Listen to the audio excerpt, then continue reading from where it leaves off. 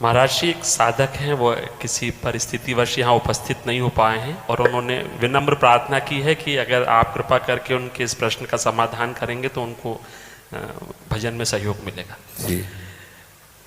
महाराज जी, इस अधम का प्रश्न ये है कि यदि पत्नी पति वंचक हो जावे पर पुरुष से रति करे तो क्या पति का क्या कर्तव्य है, क्या उसे साथ रखना चाहिए? पहला प्रश्न। आप पहले ही प्रश्न एक एक का, जैसे अपने को पता चल जाए कि अपनी जो पत्नी है वो धर्म विरुद्ध आचरण करके पर पुरुष से रति करती है तो हमें चाहिए उसे प्यार पहले दे करके संभालना चाहिए। क्योंकि आजकल ये गलतियां साधारण स्वरूप धारण कर रही हैं। नए नए बच्चों को ना तो हम ब्रह्मचर्य के बारे में शिक्षा दे पा रहे हैं, ना हम उनको इस धर्म के बारे में शिक्षा दे पा रहे हैं।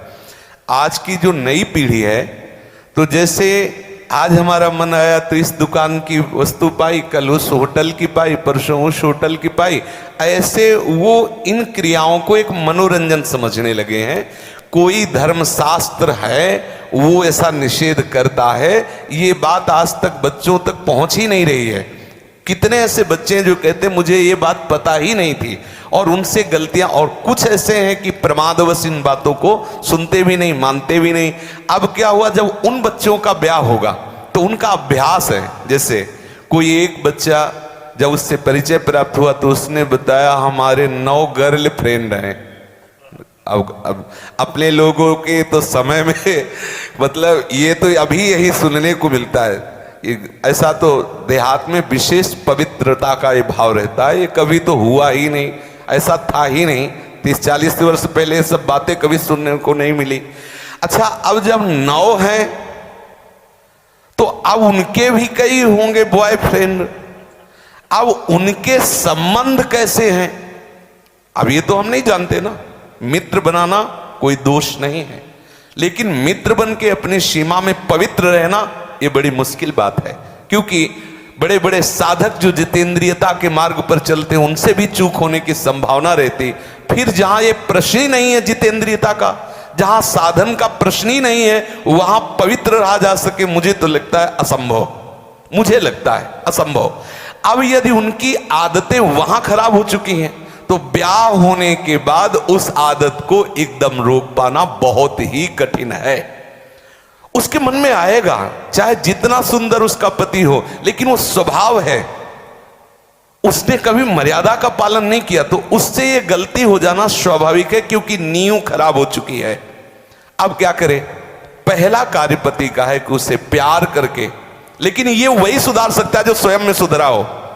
पहले पति को देखना चाहिए कि मैं एक पत्नी व्रत हूं, क्या मैंने कभी भ्रष्ट आचरण नहीं किए, क्या मैं अभी भ्रष्ट आचरण नहीं कर रहा। यदि नहीं तो फिर उसके लिए उत्तर है, वो एक बार पत्नी को प्यार से दुलार से संभालने की चेष्टा करे, उसको समझाए कि उसका वो कार्य बहुत बुरा है। पति वंचक पर पति रति करई, रो रो नरक कल्प शत परई। न जाने कितनी ताड़ना उसको भगवत विधान से मिलती है।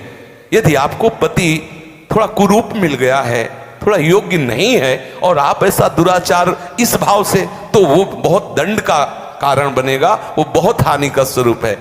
अब हमें उसके सुधार के लिए उसे प्यार देने की आवश्यकता, उसे समझाने की आवश्यकता, उसकी आवश्यकता को हम महत्व दें, उसे प्यार के द्वारा। ऐसा नहीं है जो अंग खराब हो जाता है हम औषधियों के द्वारा उसे पुनः ठीक करते हैं। जब ऐसी स्थिति हो जाए कि पूरे शरीर में सड़न हो तो फिर कटवा देते हैं। जब ऐसी स्थिति हो जाए कि बहुत बार समझाने पर भी धर्म विरुद्ध आचरण, तो फिर अपने भारतीय संविधान में तलाक की व्यवस्था है, फिर वो विधान कर ले। मारने पीटने की जरूरत नहीं है, उसको साबित करके कि आपको बहुत बार समझाया लेकिन आप धर्म विरुद्ध आचरण करते हैं और मैं धर्म के मार्ग में चलना चाहता हूं, इसलिए हम आपको प्रणाम करते हैं, नमस्कार करते हैं, आप अपना मार्ग चयन कर लीजिए। दंड देने का विधान सरकार को है, स्वयं को नहीं। पहले प्यार के द्वारा समझाए, ना समझ में आए तो संबंध खत्म कर दे, लेकिन उसे किसी भी तरह से ऐसे प्रताड़ित ना करे जो हमारे राज्य विधान के विपरीत पड़े, जो हमारे राज्य संविधान के विपरीत पड़े। पहले प्रश्न का उत्तर। महाराज जी, पत्नी के लिए प्रायश्चित क्या है? क्या भजन से उस स्त्री का कल्याण हो सकता है? भजन से किसी का भी कल्याण किया जा सकता है। अगर वो व्यभिचारिणी पत्नी है और हमारे प्यार से वो सुधरना चाहती है तो भगवान नाम का आश्रय लेकर के उससे मार्ग में बढ़ाना चाहिए। वो निश्चित भगवत प्राप्त हो जाएगी, उसका निश्चित सुधार हो जाएगा। जब वैश्याएं भगवत प्राप्त हो गई तो वो क्यों नहीं हो सकती? गलती किसी से भी हो सकती, पहले गलती देखने वाले को देखना चाहिए कि मेरे अंदर गलती है कि नहीं। यदि नहीं है तब ये प्रश्न आता है संभालने का, यदि है तो पहले आप अपने में ब्रेक लगाइए। आप चलो भ्रष्ट आचरण से और उसको बनाना चाहो पतिव्रता तो असंभव। यदि आप सत्य मार्ग से चलोगे तो आप में वो दम है, वो प्यार है, उसे समझाया जा सकता है। कितने ऐसे सद्भावना वाले हुए हैं कि संस्कारवश वैश्यालय में फंसी हुई लड़कियों को उन्होंने पत्नी स्वीकार किया और एक सदगृहस्थी की तरह जीवन उनको यापन करने का अवसर दिया। फिर वो तो पत्नी है, यदि वो स्वभावश गलती कर जाती है तो ऐसा नहीं कि आप उसको दंड दें। प्यार के द्वारा आदत है बिगड़ गई, उसे संभाला जा सकता है, आदत से सुधार किया जा सकता है। यदि नहीं सुधरती तब त्याग का प्रश्न उठता है, फिर उसे त्याग दे देना चाहिए। दंड देने का अधिकार नहीं।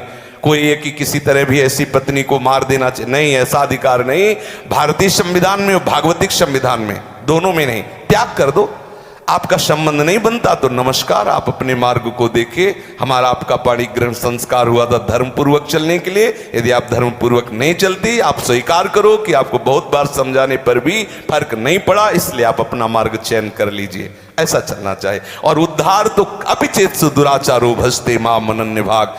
जिसने ये निश्चय कर लिया अब लो निशानी अपना, आज से ही वो परम पवित्र है। आज से अभी साधुर्य समंतव्या सम्यक व्यवसिता। ऐसा गलती होती रही, स्वभावश गलती, आज से अब नहीं करूं। उसी समय से वो महात्मा है, वो पवित्र है, भगवत शरणागत है, इसलिए उसको आदर देना चाहे।